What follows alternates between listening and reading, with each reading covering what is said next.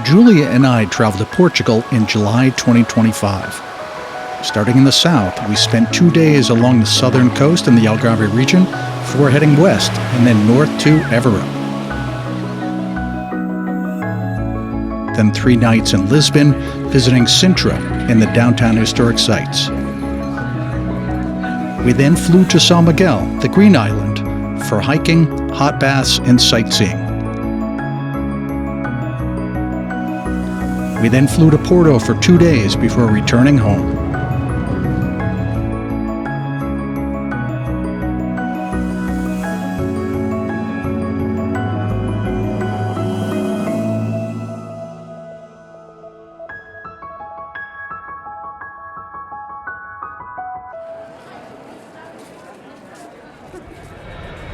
This is the first of 2 videos of our Portugal adventure.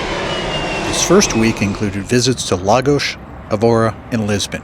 In the second video, we visit Sao Miguel Island and Porto. After landing at Lisbon's Humberto de Gato airport, we rented a car and drove south toward Lagos. On the drive, we stopped in Castro Verde, a small village located along the A2 route, to see the Royal Basilica. Its interior walls are covered in panels of azules, representing the Battle of Aurique and built in the early 17th century. The town also has a route of the Camino de Santiago through its downtown. Benegal is a small fishing village in Portugal's Algarve region, famous for the Benegal Sea Cave. Surrounded by cliffs and beaches, it attracts visitors for boat tours, kayaking, and coastal views.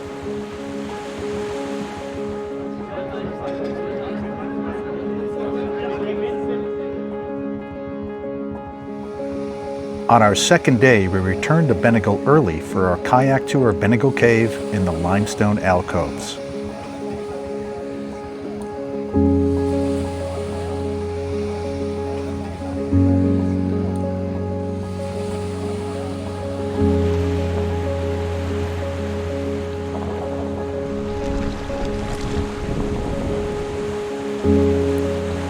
Benegal Cave on Portugal's Algarve coast is a stunning sea cave with a circular skylight in its dome. Golden limestone walls rise above a sandy beach, reachable by kayak. Sunlight pours through the opening, illuminating turquoise waves and creating one of Europe's most photographed natural coastal wonders.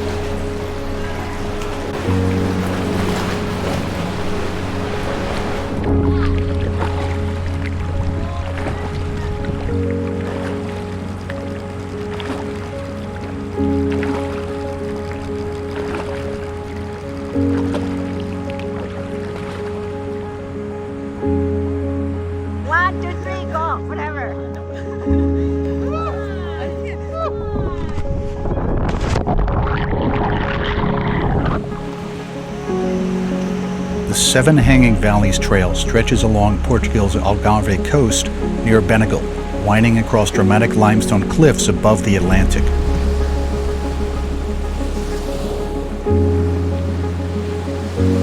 The path passes hidden beaches, sea arches, and sinkholes carved by erosion.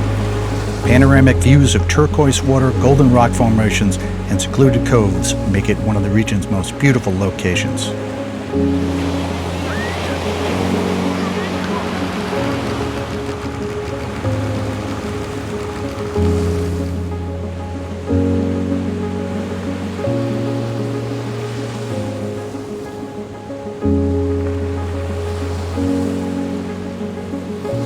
We turned around at the Alfonsina Lighthouse, heading back to Benegal to get lunch before continuing the hike east to Praia da Marinha, where we had kayaked in the morning.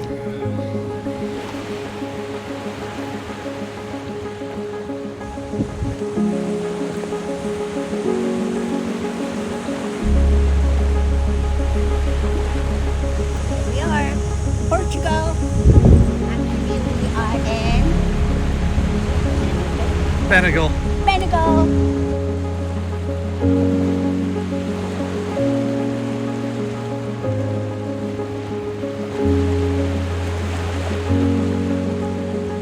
The limestone walls of Praia da Marinha rise in golden layers above the Atlantic, shaped by wind and waves over millions of years.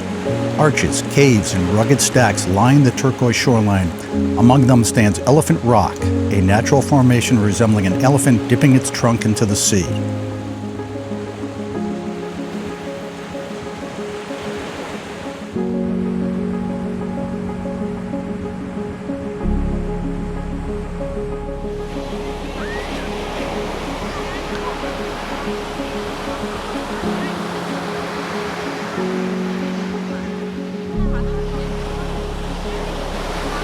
We finished the afternoon swimming and enjoying a beer at Praia da Marinha.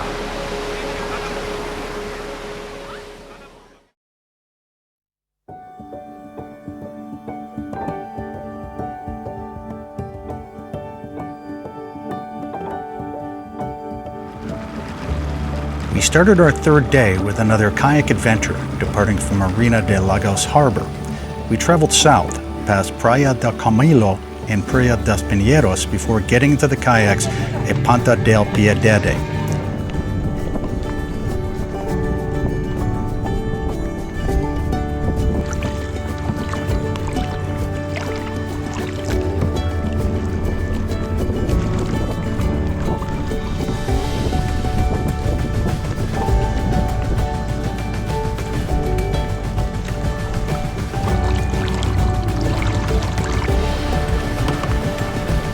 Again, we explored beautiful limestone caves and alcoves under a brilliant sun in warm, lapping turquoise waters.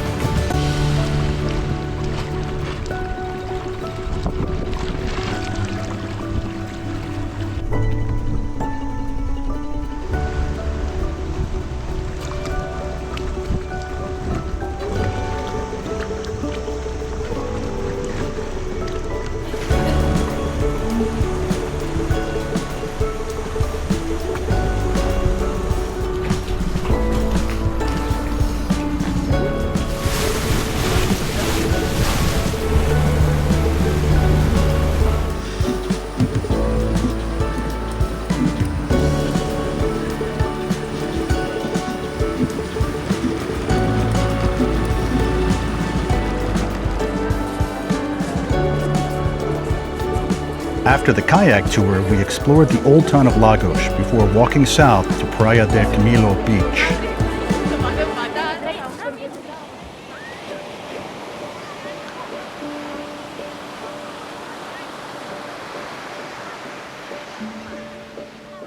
On our drive to our next night's stay in Algarve, we stopped at the Sagres Fortress. The Sagres Fortress stands on a windswept headland at Portugal's southwestern edge, overlooking the vast Olympic Ocean. Built in the 15th century, the fortress is linked to Prince Henry the Navigator.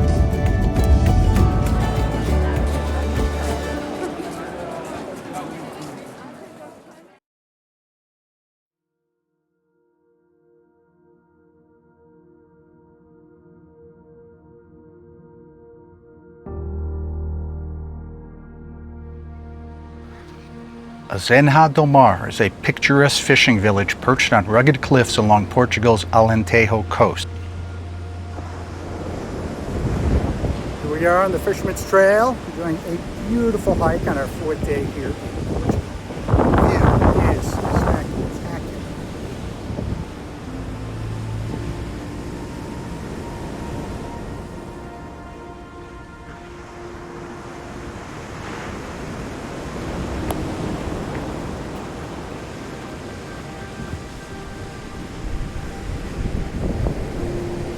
As we started our hike, two dogs immediately began to follow us. We named the smaller black dog Truffle and larger white dog Lagos. The two dogs stayed with us our entire 6-mile out and back hike.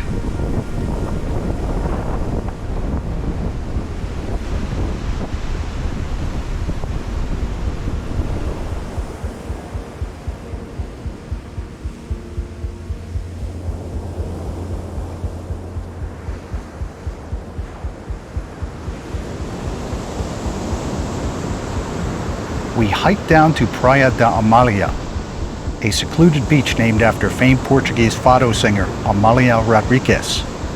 Reached by a quiet path through greenery, the beach sits below rugged cliffs with golden sand, a small fresh waterfall on the edge of the wild Atlantic Ocean. What's the shape? A heart. Corazón.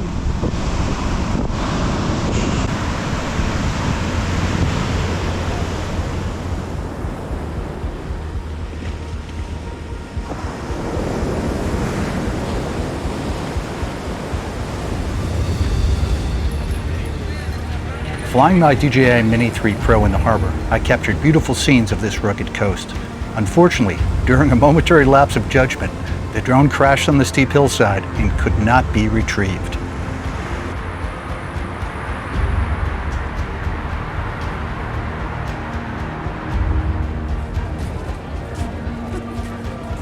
We drove on to Evora, a UNESCO World Heritage Site known for its remarkably preserved medieval city center.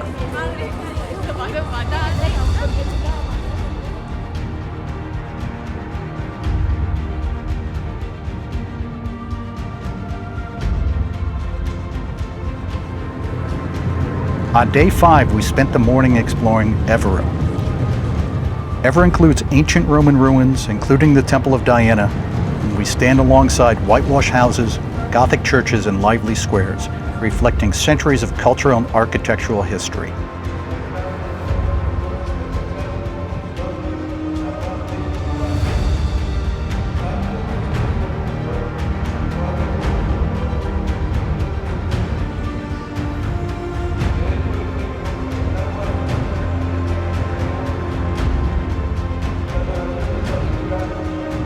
Capella dos Ossos, or Chapel of Bones, in Evora is a small 16th century chapel lined with the skull and bones of thousands of monks. Built as a reflection on mortality, its walls and columns are covered with human remains beneath the haunting message, "We bones that are here await yours."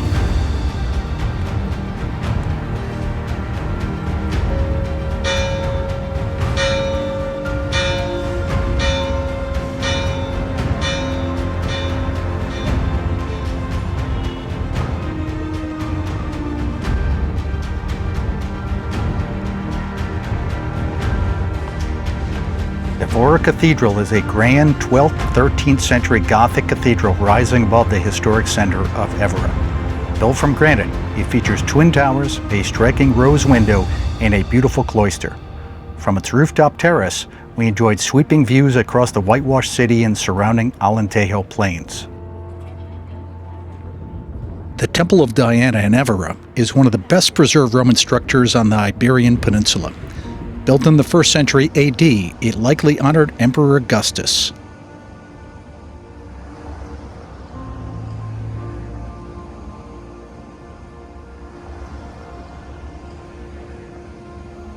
We finished our visit to Evora by viewing the aqueducts, built between 1531 and 1557.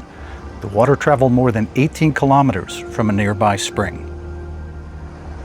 Pastéis de nata are Portugal's iconic custard tarts, flaky golden brown pastry shells filled with rich, creamy egg custard, lightly caramelized on top.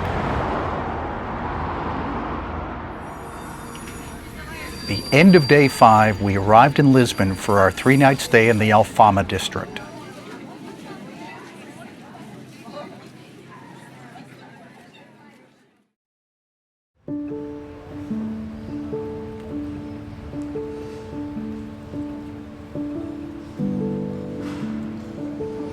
Sintra is a magical town nestled in the lush hills of Portugal's Lisbon district, famous for its romantic 19th century palaces, castles, and gardens. On our Sintra tour, we stopped at Cabo da Roca. It is the westernmost point of continental Europe, perched on dramatic cliffs overlooking the vast Atlantic Ocean. Cascia is a charming coastal town just west of Lisbon, known for its sandy beaches, scenic marina, and elegant seaside promenade. Here we are in Portugal, and this town name is Cascia. It's a beautiful, beautiful south of Portugal. Palacio de Peña in Sintra is a vibrant 19th century Romanticist palace perched atop a hill, overlooking the town and surrounding Sintra Mountains. Its eclectic architecture combines Gothic, Moorish, and Renaissance styles, painted in striking reds, yellows, and blues, with ornate terraces, towers, and lush gardens that make it appear almost fairy tale-like.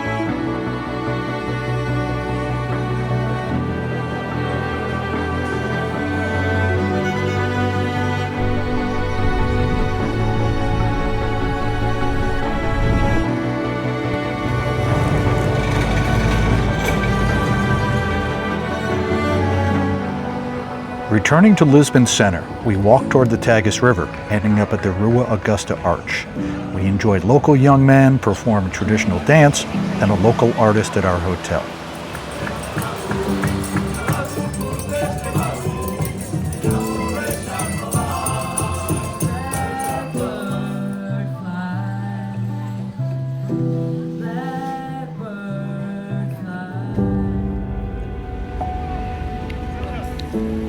Castelo de São Jorge is a historic hilltop castle overlooking Lisbon with origins dating back to Moorish rule in the 11th century. Its sturdy stone walls, towers, and ramparts offer sweeping views of the city and the Tagus River. The castle grounds feature archaeological ruins, gardens, and roaming peacocks.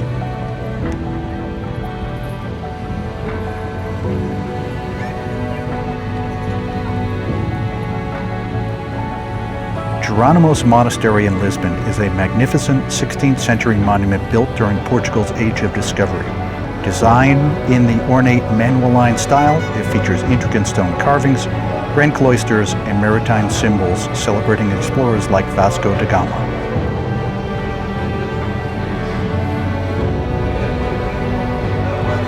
The Monument to the Discoveries in Lisbon honors Portugal's Age of Exploration. Shaped like the prow of a ship, the monument features statues of Prince Henry the Navigator and other explorers, sailors, and cartographers.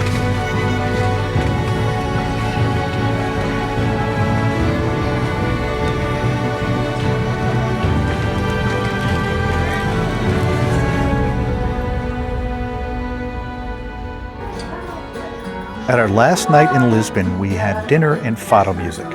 Fado is a traditional Portuguese genre known for its soulful, melancholic sound.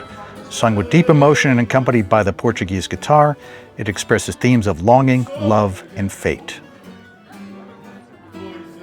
We leave tomorrow morning for Sao Miguel Island in the Azores, then to Porto, all in part 2 of the video.